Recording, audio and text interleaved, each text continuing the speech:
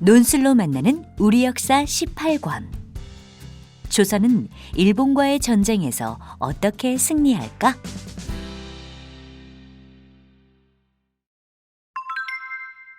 정유재란 1597년 일본이 또 쳐들어왔다고?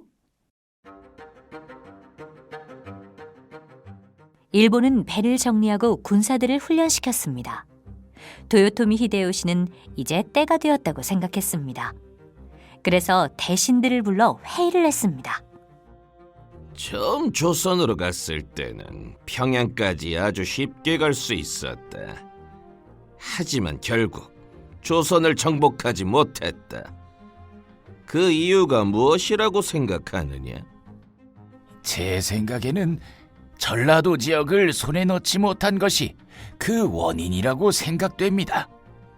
우리의 계획대로 전라도 지역을 손에 넣었다면 군량을 확보했을 뿐만 아니라 백기를 이용해 평양에 군사와 군량을 쉽게 보급했을 것입니다. 도요토미 히데요시는 고개를 끄덕였습니다. 바로 그것이다. 우리가 지난 전투에서 이기지 못한 것은 바로 전라도 지역을 손에 넣지 못했기 때문이다. 원인을 알았으니 실행을 하는 것은 어렵지 않다. 자, 다시 한번 조선으로 들어간다. 이번에는 확실히 이순신 부대를 잡아쓰고 전라도 지역을 확보하도록 한다.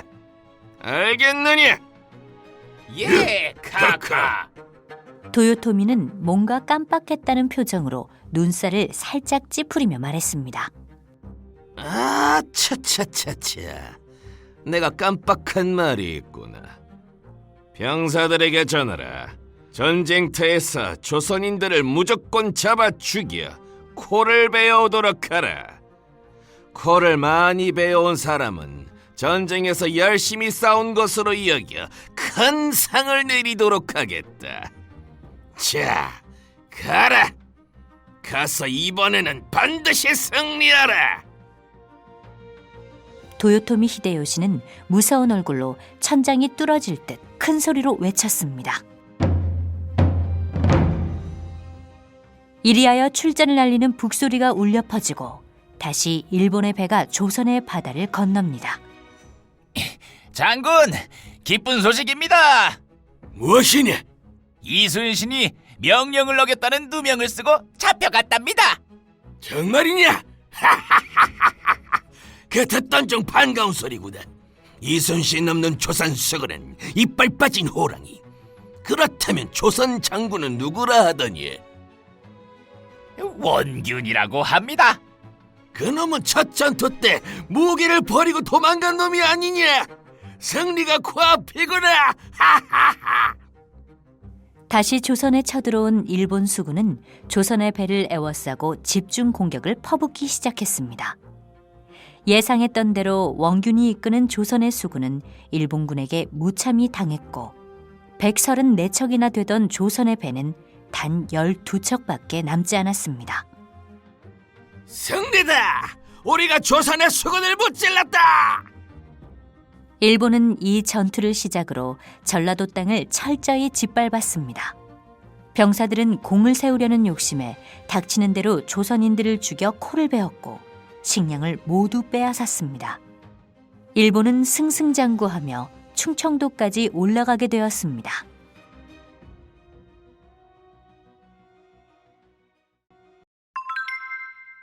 명량대첩. 13척으로 133척의 배를 물리친 전략은?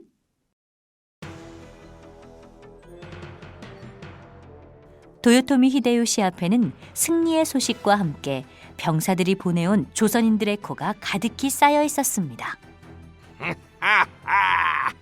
드디어 전라도 앞바다가 내 손에 들어왔구나.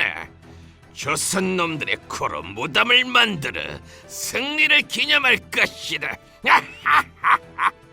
계속해서 서쪽으로 들어가라. 몇 달 후 일본군은 명량 앞바다를 지나갈 준비를 하고 있었습니다. 장군, 저기 앞 울돌목에 이순신이 나타났습니다. 울돌목은 양쪽에 바위가 있어서 매우 좁은 바닷길입니다. 그런데 그 좁은 바닷길 건너편에 이순신이 진을 치고 있었던 것입니다. 이순신! 잡혀갔다더니 어떻게 된 거냐? 다시 삼도수군 동제사로 복귀했다고 합니다. 그래, 얼마나 데리고 나왔느냐? 예, 배 13척입니다. 지난번 원균이 우리에게 배하여 남은 배 12척에 한 척이 더 보태졌나 봅니다.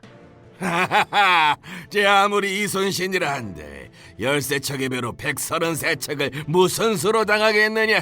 어림도 없지. 기다려라, 이순신. 내 이번엔 박살을 내주마. 그러나 바닷길이 너무 좁아 많은 배가 한꺼번에 앞으로 나아갈 수 없었습니다. 하는 수 없이 31척만 앞으로 내보내 이순신과 맞서고 나머지 102척은 뒤에서 기다리기로 했습니다. 북소리를 울리며 일본이 먼저 조총을 쏘자 이순신의 함대에서 화포가 날아왔습니다.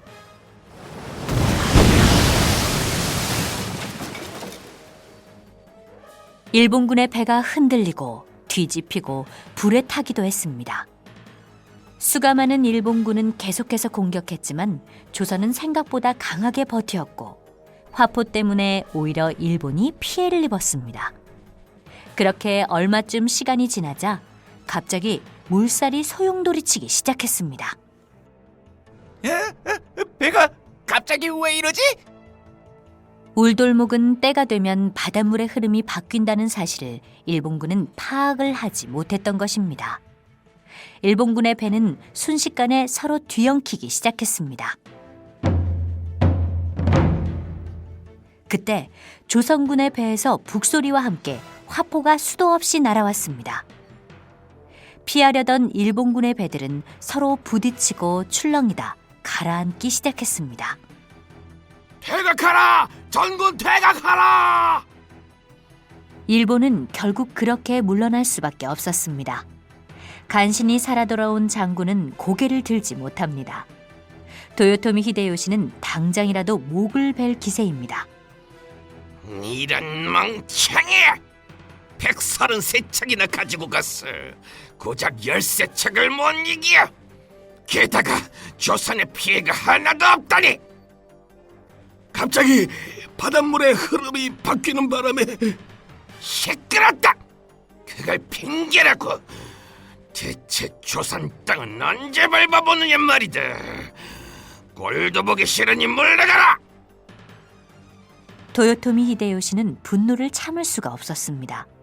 얼굴이 불그락 푸르락해져서 마치 성난 원숭이 같았습니다.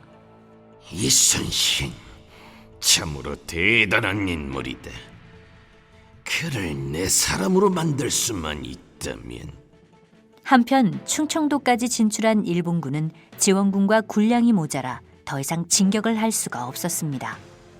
그래서 남해안 곳곳에 쌓아두었던 외성에 틀어박혀서 세월을 보내고 있었습니다.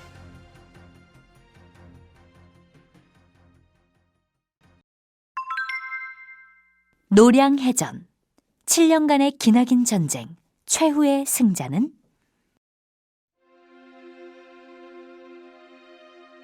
오랫동안 전쟁이 진행되면서 도요토미 히데요시는 건강이 악화되는 것을 느꼈습니다. 점점 몸에 기운이 없어지고 움직이는 것도 힘들어졌습니다. 내 몸이 예전 같지가 않구나. 도요토미 히데요시의 병세가 심상치 않다는 것을 알고 모두 침묵에 잠겼습니다. 뭐 그리들 침통해하느냐. 누구나 때가 되면 죽는 것을. 난 살 만큼 살았어. 도요토미 히데요시는 자신의 죽음이 코앞에 다가왔음을 느꼈습니다. 죽음이 눈앞에 다가오니 지난 날들이 떠오르는구나. 대륙의 주인이 되고자 했는데 모두 부질없는 야망이었어. 도요토미 히데요시는 깊은 숨을 내쉬며 애써 미소를 지으려고 노력했습니다. 하지만 지난 60여 년을 돌이켜보면 난 참 운이 좋은 사나이야. 가난한 농부의 자식으로 태어나 일본을 통일하고 일본 최고의 자리에까지 오르지 않았느냐. 그러나 이젠 그 세월이 모두 봄날의 꿈만 같구나. 카카, 어찌 그런 말씀을... 장군들은 모두 눈시울을 붉혔습니다. 내가 조선을 너무 얕봤어. 일본을 통일한 것에 그쳤어야 했는데 너무 욕심을 부린 것 같구나. 지금 조선에서 오도 가도 못하고 성 안에 틀어박혀 있는 우리 군사들을 생각하니 마음이 아프구나. 이제 그만 돌아오라고 해라.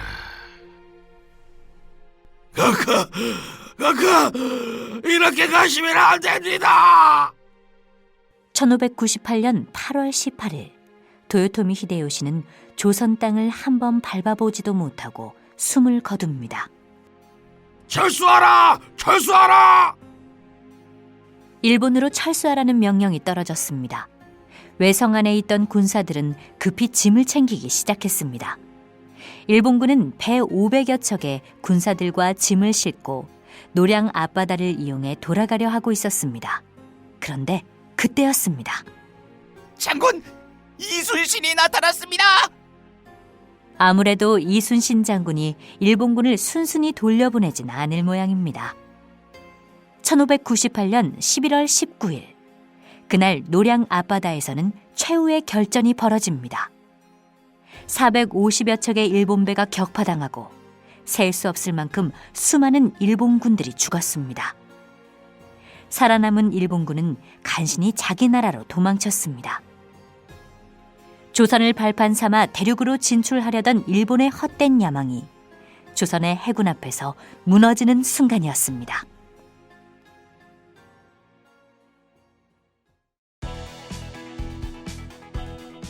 논술로 만나는 우리 역사 18권의 모든 챕터가 끝났습니다.